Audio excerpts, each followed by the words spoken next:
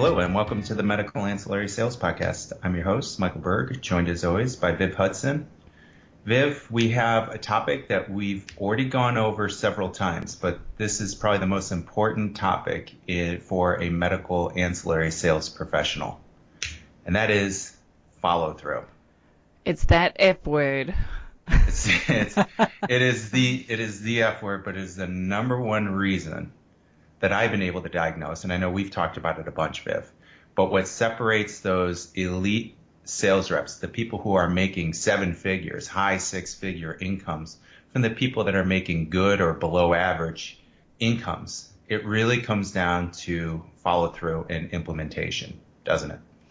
I think relentless is probably the better word to use. It's like you've just got to be that, just got to keep going back. Like, how many times have we seen like a lab deal come in and people go, yep, that's great, I've got a new account, and then nothing. Yeah, then the samples are the supplies are collecting dust for the next month. Yes, right.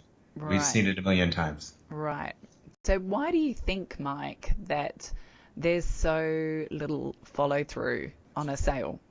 Well, why do I think that is? Probably because for a couple of reasons. One, as a sales rep, your thrill comes from making the sale. Walking out of that office with the doctor's signature and you're holding in your excitement until you reach the lobby, then you're pumping your fist in the air. Oh, I got a big lab account. Oh, I got an allergy account. Whatever it is, I got the doctor's signature. I'm good to go.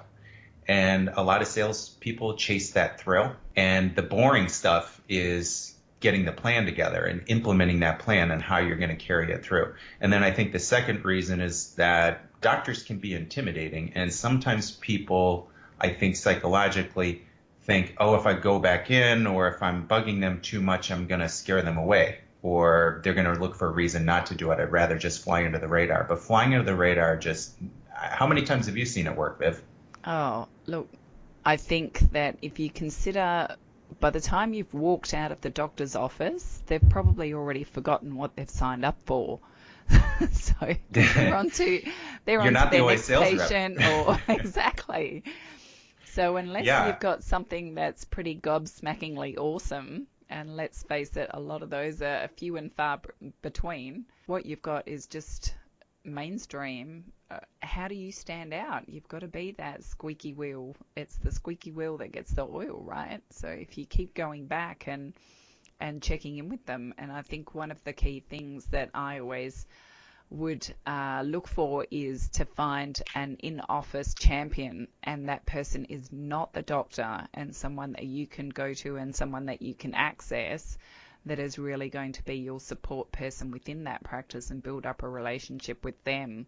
And that's going to be a lot more successful than depending just on the doctor, because the doctor's thinking about running their business, they think about their patients, they think about their paperwork. They've got 101 different things that they're thinking of besides implementing a new solution. Well, I got an illustration for you, Viv, but get ready to roll your eyes because you've already heard this. I'm going to say you've heard this story 50 times, give or take. But I'm only bringing it up because it's very pertinent to what we're talking about, and we have a lot of new people that listen to this constantly. So, I think this is a really good cautionary tale. So this goes back to, I'm going to go into the Wayback Machine, back to 2009, when I had a little bit more hair. I didn't have any gray hair then. I was back in my prime then. But in 2009, I had moved to a brand new city. I moved for my wife's job, and I got here with no position.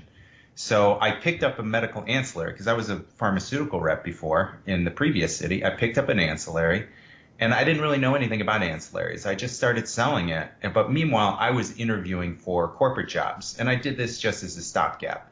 I did it off and on for about 7 months.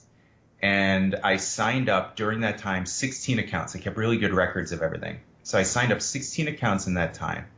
And the first 8 accounts that I signed up, I still have 7 of them to this day. The next 8 accounts, I have 0 of them.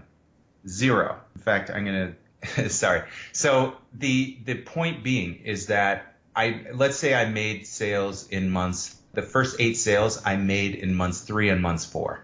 because it takes a while to establish, get your foot in the door. So I established those accounts in, say, month 3 and month 4. Well, I was doing it for six plus months. So that means if I sign them up in month 3, I had an implementation plan and a whole plan that I have for that office. And I did relentless follow-up. And I'm talking, I touched every person in that office, let them know what's going on. So in month 4 and month 5 and month 6, I had constant follow-up.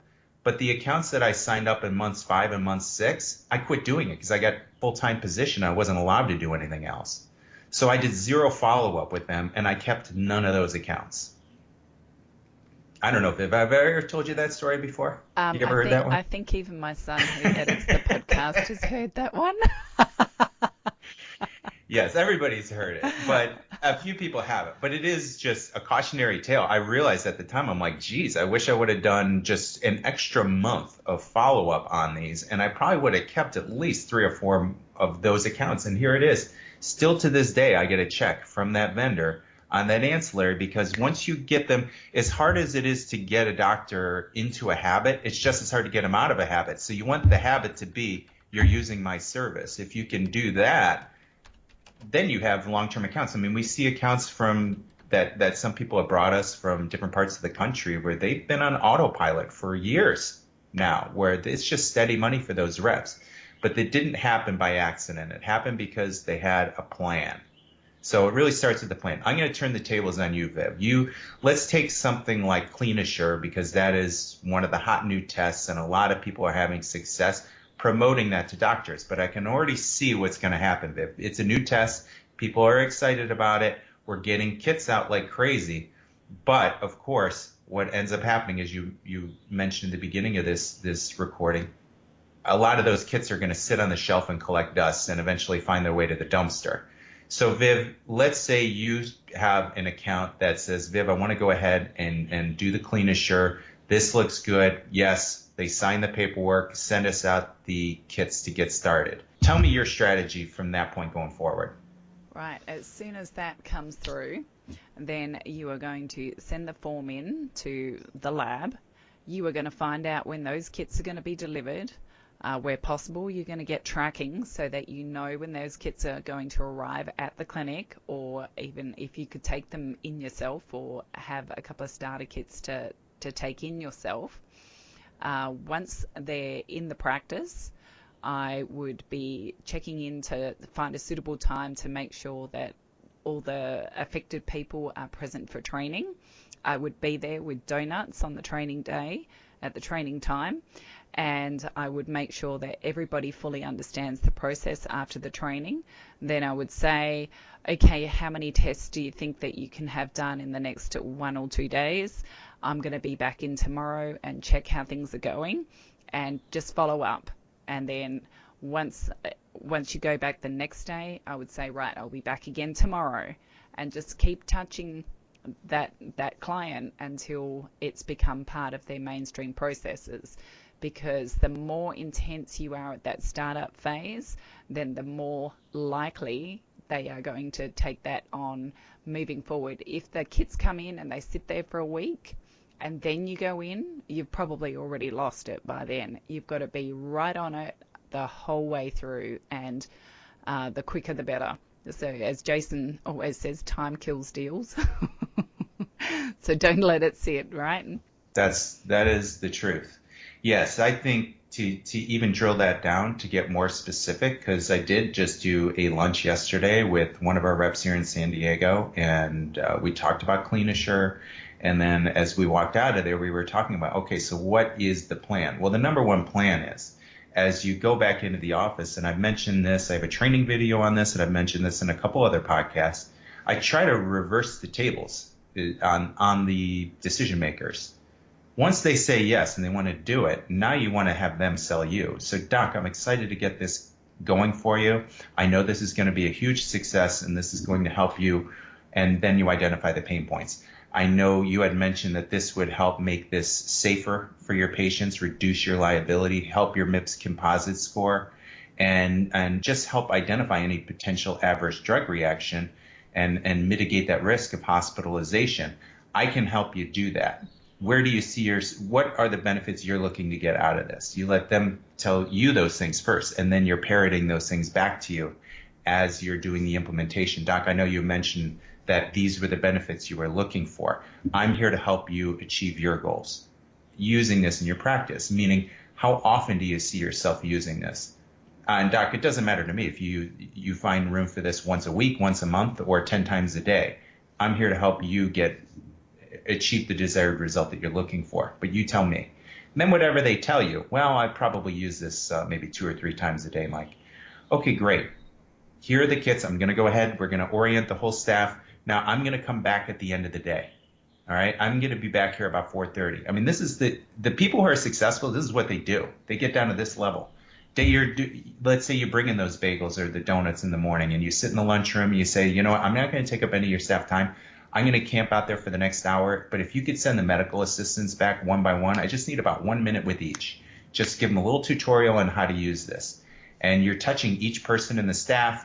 You're reminding the physicians of why they're using it. Now, at the end of the day, I let them know, hey, since you said you're going to be using this 2 or 3 times a day, do you think that you'll be using this today? Of course, they're going to say yes. And I'm just going to make sure that everything is filled out correctly and that everything's good to go. Because, you know, something like CleanAssure, it's got to go in a specific bag. Rec form has to be filled out a certain way. The doctor has to sign it. How many times does this happen, Viv, where something gets sent in and then the practice gets mad because, well, we never got results, or something happens, and then you talk to the lab and they say, well, they never signed the rec form, or they sent it to the wrong place, or they let the sample sit around for 4 days before they sent it in and it was spoiled. All of those things could have been mitigated if the sales rep had been there at the end of the day. Oh, doc, you completely avoided a potential landmine that could blow up the whole deal. All those little things. So then you're making sure that it went out. Then you're communicating with the lab. Not all the time, but on the first samples, you're communicating with the lab. Hey, this just went in for Dr. Smith. He's a new doctor. I'm really excited to get him going. You're seeing when are those results going to be available. Once you know that those results are back to the doctor, I'm back into the practice. Hey, I'm just following up because I know this is the first test that we've done, and I know that the results have been completed by the laboratory. I wanted to make sure they were able to receive the report correctly, that they were able to interpret it, and just see if they have any questions, because I'm here to answer questions. That's it. No, Mike, I got it. It was faxed over here. It's great. I dropped it in our EMR. Very easy to re-report. Great, Doc. I'm here for any additional questions. I'm going to come back here in a few days too, just see if you have any additional questions. It's just getting them out of the nest. Once you've been doing that, this isn't like you have to do this 6 months later. It's just those first 6-8 weeks, I would say, at the most, where you're doing at least weekly follow-ups at that practice. And it's not just the doctor. It's every person on that staff that you're touching. And it's the little things, like I mentioned before. It's bringing in coffee, brought in the new, all those little things you're compiling, and that just bolsters your argument to the doctor on why they should be doing this. And once you're entrenched, once you're there, then it's hard for them to get out of that habit. That's the point you want to get to. Absolutely. And I think the key thing is that at the end of each visit, it's like, what's the call to action for the practice that they know that you are going to help hold them accountable to. So if you can get them to commit to something, whether it's a number of tests or even a time to agree to see you, then that's just another way that they're saying yes to you. So creating that accountability and then following up. And then once you've got that sale and you know that the practice is happy and they know that you're going to look after them, you've established trust. And where are they going to go for their next solution? Reps who call me and they ask for advice. And one of the things is people are like, well, I don't have these relationships set up. I don't understand how people can get lab business. Well, this is how they get lab business is you start with one thing. It could be, you got to identify that pain point. And I know I'm going off on a tangent here, but if you have to remember that a practice is sizing up 2 things. When you bring them in an idea or an offer to do something, they're sizing up the idea to see if that makes sense for their practice, but they're also looking at you to see how competent you are, how much support you're going to give them. And if you are constantly there and you're constantly following up and just taking care of any issues, any problems, any questions, as soon as they pop up, then you're right. Once you've established that on the one thing, then you can ask for that second thing, and you've eliminated that X factor of, Is the product any good or the service any good? And is this person going to be able to pull it off? Now you've already established that. Hey, Mike is a reliable guy. I know if I do anything through him, if nothing else, he's going to shoot straight and he's going to answer my questions. He's going to pick up the phone when I call him, and they're going to take care of my whole office. And he seems to be, the whole office likes him, that kind of thing. So you're absolutely right.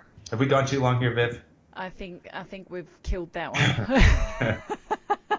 Okay, this is at least our 5th podcast covering follow-up, but I'm telling you, it is the make or break. Anybody can go out there and get a doctor to take Clean Assure kits. Anybody can go out there and get the doctor to say, yeah, sure, I'll do your chronic care management program. Anybody out there could do any of these things and get a doctor to say yes if they have no skin in the game. But getting them to use it is the true art form, and that's what separates the true professionals in this business from the amateurs. That's all I got. That's all we got. All right. Thanks, Mike. Thanks, Viv.